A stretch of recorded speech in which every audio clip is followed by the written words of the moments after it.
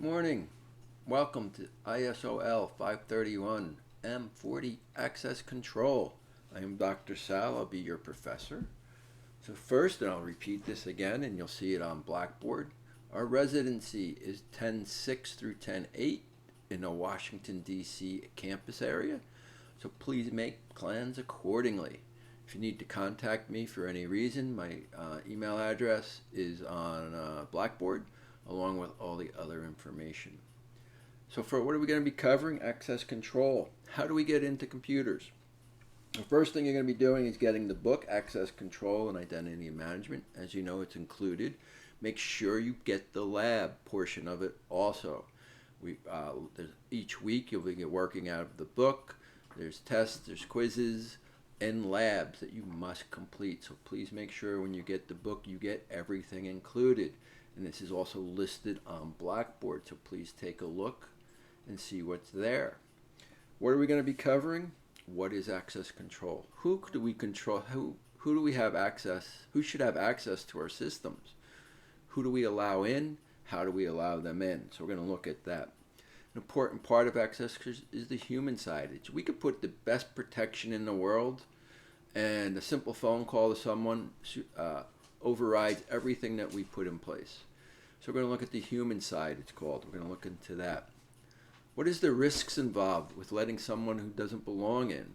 And at what cost? I mean, I could build the best system in the world if it's going to cost me millions of dollars to protect $100,000 worth of data. It's not worth it.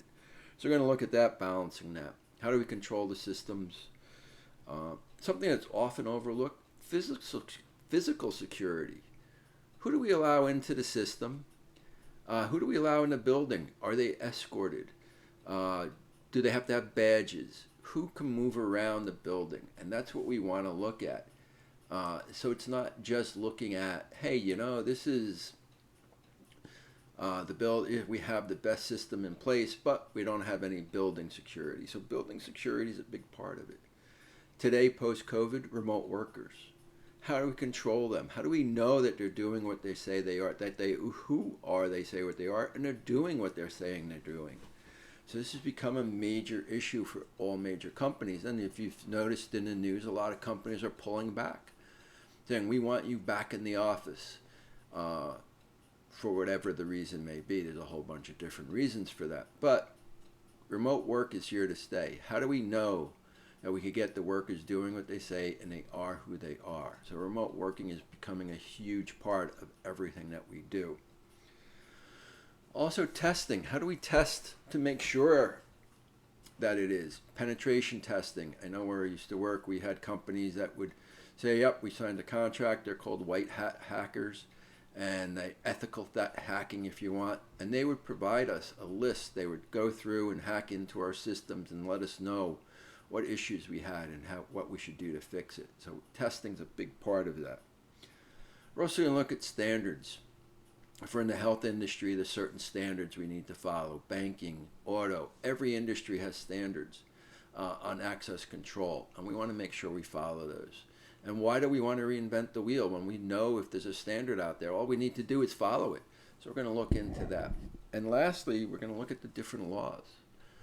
All the laws that are out here were written mostly because there was a violation, a threat, or someone found a way to not break the law, but bend the laws that didn't exist. So this is why we have the laws on the book, to protect the user, to protect the company, and to protect everyone involved. So we're going to have to look at the different laws that are out there that have been, most of them have been put in place after something has happened. Hey, we don't have a law for that. So we're going to look into that.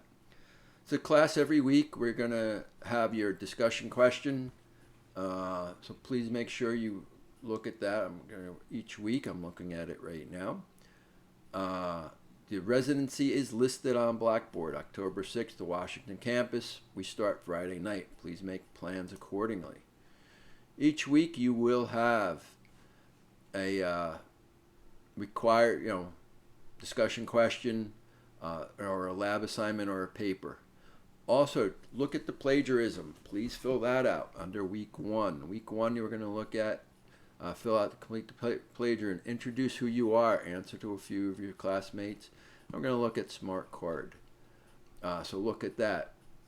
Again, look at Blackboard. Everything is on Blackboard already and is set for you.